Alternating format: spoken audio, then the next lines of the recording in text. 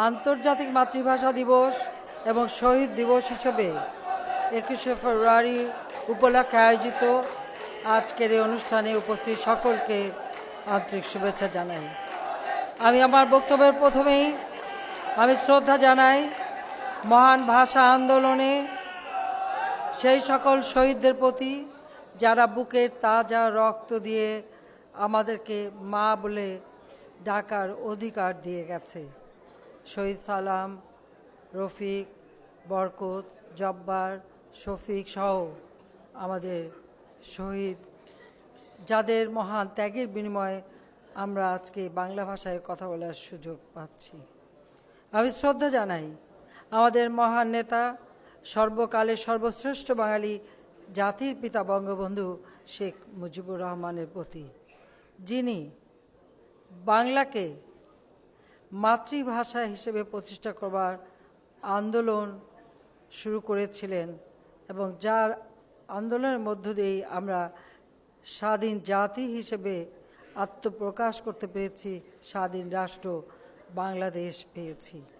আমি শ্রদ্ধার সাথে স্মরণ করি আমাদের জাতীয় চার নেতা এবং 30 লক্ষ শহীদ ও 2 লক্ষ মা বোনকে। জাতির পিতা 1971 সালের 20শে ফেব্রুয়ারি দিবাগত রাত, অর্থাৎ 21শে ফেব্রুয়ারি প্রথম প্রহর 12টা 1 মিনিটে শহীদ মিনারে ফুল দিয়ে তিনি তখন ঘোষণা দিয়েছিলেন, বলেছেন, আমি কোট করছি, 1952 সালের আন্দোলন কেবলমাত্র ভাষা আন্দোলনের মধ্যে সীমাবদ্ধ ছিল না। এই আন্দোলন ছিল সামাজিক, অর্থনৈতিক, সাংস্কৃতিক ও রাজনৈতিক অধিকার প্রতিষ্ঠার আন্দোলন। আনকোট। জাতির পিতার এই মহামূল্যবান বক্তব্য থেকে এসে যায় যে আমাদের ভাষা আন্দোলন আমাদের পথ দেখিয়েছিল আমাদের জাতি সত্তা প্রকাশের সংগ্রামের। এবং যখন পাকিস্তান নামে রাষ্ট্রটা সৃষ্টি হয় এবং যখন ব্রিটিশরা ভারতে 2টি রাষ্ট্র তৈরি করে দেবে, একটা পাকিস্তান, একটা ভারতবর্ষ, ঠিক সেই সময় নানা আলোচনা শুরু হয় আর তখন থেকে এই ভাষার বিষয়টা উঠে আসে। আমাদের শ্রদ্ধেয় শিক্ষকবৃন্দ এবং আলোচকবৃন্দ, তাদের কাছে আপনারা শুনেছেন যে কিভাবে তখন এই ভাষার জন্য অনেকেই তার লেখনীর মাধ্যমে বাংলাকে মর্যাদা দেবার কথা বলে গেছেন। কিন্তু যখন 47 সালের ডিসেম্বরে করাচিতে একটা সাহিত্য সম্মেলন হয়েছিল, সেই সাহিত্য সম্মেলনে ঘোষণা দেওয়া হলো যে পাকিস্তানের একমাত্র রাষ্ট্রভাষা হওয়া উচিত উর্দু। তখনই কিন্তু ঢাকা বিশ্ববিদ্যালয়ের ছাত্ররা, তারা কয়েকজন ছাত্র মিলে মিছিল করে তখনকার মুখ্যমন্ত্রীর বাড়িতে তারা গিয়েছিল এটা প্রতিবাদ জানাতে। সেখানেও কিন্তু জাতির পিতা বঙ্গবন্ধু ছিলেন। তিনি ঢাকা বিশ্ববিদ্যালয়ের আইন বিভাগের ছাত্র এবং সেই সময় ঢাকা বিশ্ববিদ্যালয়ে তিনি একটি সভা ডাকলেন। তমুদ্দুন মজলিস সহ কয়েকটি রাজনৈতিক দল বা ছাত্র সংগঠন তারা মিলে সিদ্ধান্ত নিল ভাষা সংগ্রাম পরিষদ গঠনের। এবং ভাষা সংগ্রাম পরিষদ গঠনের মধ্য দিয়ে ভাষা দিবস হিসেবে 11ই মার্চ ঘোষণা দেওয়া হলো। এবং 11ই মার্চ এই ঘোষণা দিয়ে সেই দিন ধর্মঘট ডাকা হয়। এবং তারই পূর্বে 1948 সালের 4 জানুয়ারি তিনি ছাত্রদের দিয়ে ছাত্রলীগ নামে একটি সংগঠনও গঠন করেছিলেন।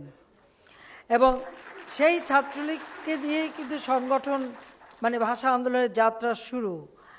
এবং এই 11ই মার্চে ধর্মঘট করতে গিয়ে আমাদের তখন অনেক নেতৃবৃন্দ গ্রেপ্তার হন।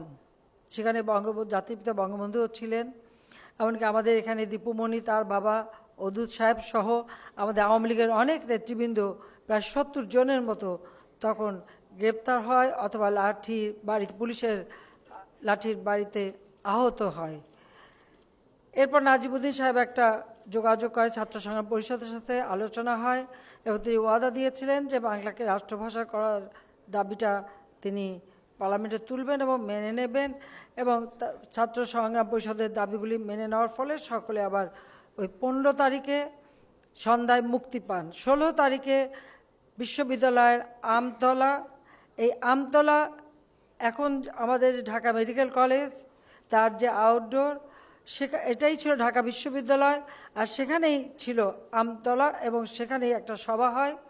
সেই সভায় সভাপতিত্ব করেন বঙ্গবন্ধু শেখ মুজিব, এবং সেখানেও সংগ্রাম চালিয়ে যাওয়ার ঘোষণা দেওয়া হয়।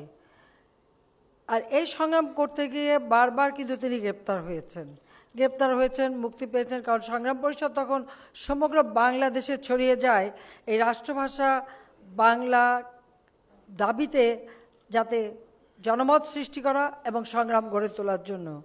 এবং এরই এক পর্যায়ে বঙ্গবন্ধু ফরিদপুরে যেও গ্রেপ্তার হন, আবার মুক্তি পান। বারবার গ্রেপ্তার হয়েছেন, মুক্তি পেয়েছেন, কিন্তু পরবর্তীতে ঢাকায় তিনি 49 সালে যখন অক্টোবর মাসে ঢাকায় একটি ভুকা মিছিল হয়, তখন লিয়াকত আলী খান তখন পূর্ববঙ্গে আসার কথা। সেই সময় এই আন্দোলনে যে যখন সকলে মিলেই গ্রেপ্তার হয়ে গেলেন, তারপর কিন্তু অনেকেই মুক্তি পেয়েছে, কিন্তু বঙ্গবন্ধু শেখ মুজিব কিন্তু মুক্তি পান নাই। কিন্তু কারাগারে থেকেও তিনি যখনই কোর্টে যেতেন অথবা চিকিৎসার জন্য ঢাকা মেডিকেল কলেজে আসতেন, তখনই কিন্তু তিনি ছাত্র নেতাদের সাথে সাক্ষাৎ করতেন। এই সাক্ষাৎকারী একটা পর্যায়ে তিনি ছাত্রলীগের তখন সভাপতি এবং সাধারণ সম্পাদক ছিলেন নঈমুদ্দিন সাহেব এবং খালেক নওয়াজ, তাদের সঙ্গে গোপনে বৈঠক করে, এবং ওই বৈঠকে সিদ্ধান্ত হয় যে 21শে ফেব্রুয়ারি তখন প্রাদেশিক পরিষদের বাজেট সেশন বসবে। তখন পার্লামেন্ট বসতো জগন্নাথ হলের যে হলটা ভেঙে পড়ে গিয়েছিল, আপনাদের মনে আছে, অক্টোবর মাসে 15ই অক্টোবর, ওটাই ছিল মূলত তখন প্রাদেশিক পরিষদের মানে সংসদ ভবন, যা ওখানেই তখন বৈঠক হতো। তো কাজে যেহেতু ওখানে বৈঠক হবে, তখন ছাত্রদের আন্দোলন চালিয়ে যেতে হবে সেই ধরনের নির্দেশনা দেন, এবং সেই সাথে সাথে একটা সংগ্রাম পরিষদ আবার গঠন করা 52 সালে, এবং সেখানে ছাত্রলীগের নেতৃত্বের জন্য সংগ্রাম পরিষদ গঠন হয়, সেই নির্দেশনাও তিনি দিয়েছিলেন। কাজে এভাবে কিন্তু তারপর তিনি ওই বৈঠকে সিদ্ধান্ত নেন যে তিনি তার দাবি আদায়ের জন্য অনশনে যাবেন, এবং 15ই ফেব্রুয়ারি থেকে তিনি অনশন করা শুরু করেন। তার সঙ্গে আমাদের ন্যাপের মহিউদ্দিন সাহেব, তিনিও পরবর্তীতে আওয়ামী লীগে এসেছিলেন, তিনিও একই সাথে অনশন করেন। অনশনরত অবস্থায় তখন তাকে ফরিদপুর জেলে নিয়ে যাওয়া হয়। যে ভাষা আন্দোলন যখন তাকে ফরিদপুর জেলে নিয়ে যায়, ওই সময় স্টিমার এখানে ওয়াইজঘাট থেকে স্টিমার ছাড়তো, নারায়ণগঞ্জে স্টিমার থামতো। তিনি আগেই খবর দিয়েছিলেন যে নারায়ণগঞ্জের নেতৃবৃন্দ যেভাবে হোক ওনার সঙ্গে যেন দেখা করে, সেখানেও তিনি বসে তাদেরকে চিরকুট পাঠান এবং অনেকের সাথে সাক্ষাৎ হয়। সেখানেও নির্দেশ দিয়ে যান যে আন্দোলন চালিয়ে যেতে হবে, ভাষার আন্দোলন কিন্তু থেমে না থাকে, সেই নির্দেশনাও তিনি দিয়ে গিয়েছিলেন। কাজে এইভাবে তিনি কিন্তু এই আন্দোলনটাকে এগিয়ে নিয়ে যাচ্ছেন। কারাগারে বসেও তার কিন্তু এই আন্দোলন সম্পর্কে সবসময় সচেতন ছিলেন। 52 সালে 21শে ফেব্রুয়ারি যখন মিছিল বের হয়, সেখানে গুলি চলে এবং আমাদের শহীদরা রক্ত দিয়ে এই ভাষা আন্দোলনকে একটা জায়গায় নিয়ে যান। অর্থাৎ সে 48 সাল থেকে আন্দোলন শুরু, 52 সালে এসে বুকের রক্ত দিয়ে রক্তাক্ষরে ভাষার অধিকারের কথা আমাদের শহীদরা লিখে গিয়েছেন। এরপর যুক্তফ্রন্ট নির্বাচন হয়। নির্বাচনে তখন যুক্তফ্রন্ট একে ফজলুল হক, হোসেন শহীদ সোহরাওয়ার্দী, মৌলানা ভাসানী, তারা সকলে মিলে যুক্তফ্রন্ট করে সেই যুক্তফ্রন্ট জয়ী হলেও সেই সরকার বেশি দিন ক্ষমতায় থাকতে পারেনি, কারণ পাকিস্তানি কেন্দ্রীয় সরকার সেখানে নানা রকম চক্রান্ত ষড়যন্ত্র করে এবং সেই সরকার মানে বাতিল করে দিয়ে 92 ক ধারা দিয়ে সেখানে এমার্জেন্সি ডিক্লেয়ার করে এবং আবার সবাইকে গ্রেপ্তার করে। বঙ্গবন্ধু শেখ মুজিব আবার গ্রেপ্তার হন। এরপর 56 সালে এসে আওয়ামী লীগ সরকার গঠন করে, তখন সোহরাওয়ার্দী সাহেব, হোসেন শহীদ সোহরাওয়ার্দী পাকিস্তানের প্রধানমন্ত্রী হন। সেখানে অনেকগুলি শর্ত মেনেই তাকে হতে হয়েছিল, যাই হোক, কিন্তু প্রধানমন্ত্রী হয়ে পাকিস্তানের জন্য প্রথম সংবিধান রচনা করে। পাকিস্তান রাষ্ট্র হবার পর কিন্তু আর এর পূর্বে পাকিস্তানের সংবিধান রচিত হয়নি। এই সংবিধানে তখন উর্দুর সাথে বাংলাকে রাষ্ট্রভাষা হিসেবে মর্যাদা দেয়া হয়, এবং সেটা আপনারা শুনেছেন যে এটা শর্ত সাপেক্ষে, সেটা আমরা জানি। কিন্তু আমার কথা হচ্ছে আওয়ামী লীগ আসার পরেই কিন্তু যে শাসনতন্ত্র পাকিস্তানে রচিত হয়েছিল সেখানেই বাংলা রাষ্ট্রভাষার মর্যাদা পায়। আর সেই সরকার 21শে ফেব্রুয়ারিকে শহীদ দিবস হিসেবে ঘোষণা দেয়, ছুটি ঘোষণা করা হয়, সরকারি ছুটি, এবং শহীদ মিনার করবার জন্য বাজেটে অর্থ বরাদ্দ দিয়ে প্রকল্প নিয়ে কাজও শুরু করে। 58 সালে আইয়ুব খান তখন মার্শাল ল জারি করে। আইয়ুব খান ছিল পাকিস্তানের সেনাপ্রধান, তিনি একাধারে সেনাপ্রধান, আবার সেই সাথে নিজেকে রাষ্ট্রপতি ঘোষণা দেয়, ক্ষমতা দখল করে, আবার আমাদের ভাগ্যে নেমে আসে সেই অমানিসা অন্ধকার এবং বাংলাকে আবারও মুছে ফেলার চেষ্টা করা হয়। এবং সেসব আপনারা শুনেছেন, এর আগে আমি নিজেও বলেছি যে বাংলা ভাষা চর্চা করা যাবে না, বাংলা কথা বলা যাবে না। আবার কবিতাগুলিও আপনারা কিছুক্ষণ আগেই শুনলেন যে কবিতাগুলিকেও কি মুসলমানি ভাষা দিতে হবে। মানে ফজরে উঠিয়ে আমি মনে মনে বলি সারাদিন আমি যেন ভালো হয়ে চলি, সেটাকে করা হয়েছিল ফজরে উঠিয়ে আমি দেলে দেলে বলি সারাদিন আমি যেন আচ্ছা হয়ে চলি। এমনকি কবি নজরুলের সেই কবিতা সজীব করিব মহাশ্মশান, এই মহাশ্মশান থাকতে পারবে না, সেখানে বসানো হলো গোরস্থান। আর রবীন্দ্রনাথ পড়া যাবে না, রবীন্দ্রনাথ বন্ধ করে দেওয়া হলো, যে রবীন্দ্রসঙ্গীত শোনা যাবে না, রবীন্দ্রনাথ পড়া যাবে না। আমার মনে আছে আমাদের বাংলা ডিপার্টমেন্টের শিক্ষকরা, রফিক স্যার এখানে উপস্থিত আছেন, তখন কিন্তু সমস্ত শিক্ষকরা এর প্রতিবাদ করেছিলেন।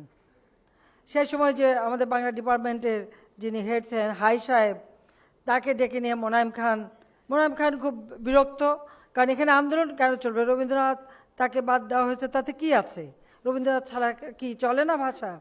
কাজেই সেই দিক থেকে নজরুলের কবিতাকে মুসলমানি শব্দ দেওয়া হচ্ছে, আর রবীন্দ্রনাথ একেবারে বাতিল। তো এই হলো তাদের মানসিকতা। তো সেখানে দেখা গেল যে যখন হাই সাহেবকে ডেকে মোনায়েম খান বললেন যে কি মেয়ারা আপনারা বসে খালি রবীন্দ্রসঙ্গীত করেন, 2-4 রবীন্দ্রসঙ্গীত নিজে লিখে ফেলতে পারেন না। তো উনি খুব ভদ্রলোক ছিলেন, খুবই নেহায়েত ভদ্র মানুষ।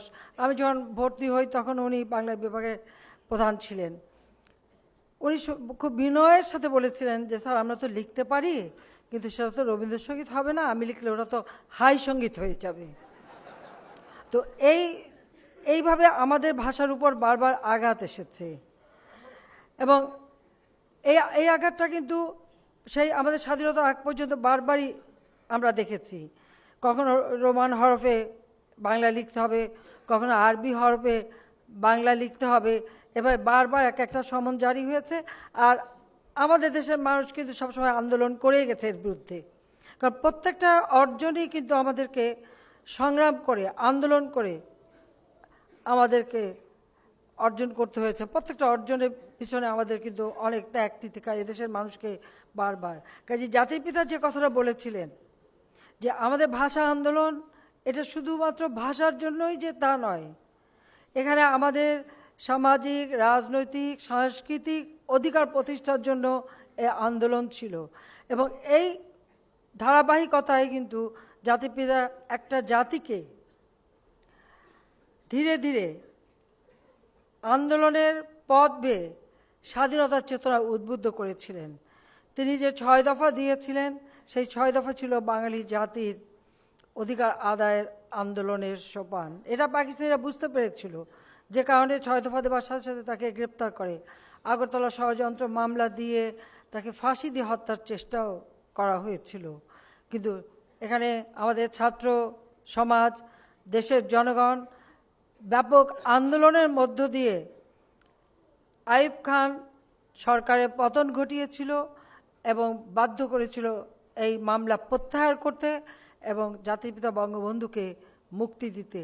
এবং মুক্তিটা তখন তিনি পেয়েছিলেন 69 সালের 22শে ফেব্রুয়ারি। আমি জানি না, ওনার জীবনীটা পড়লে খুব অদ্ভুত লাগে যে 52 ভাষা আন্দোলনের যে সংগ্রাম তিনি 48 সাল থেকে শুরু করলেন এবং একের পর গ্রেপ্তার হলেন। এরপরে যখন 49 সালে তিনি গ্রেপ্তার হয়েছিলেন, তারপর কিন্তু আর মুক্তি পান নাই। 49, 50, 51, 52 সালে যে 27শে ফেব্রুয়ারি যখন তিনি মানে অনশনরত অবস্থায় মৃতপ্রায়, তখন তিনি 27শে ফেব্রুয়ারি মুক্তি পান। আবার 69 সালে যখন তাকে গ্রেপ্তার করা হলো, তারপর তিনি মুক্তি পেলেন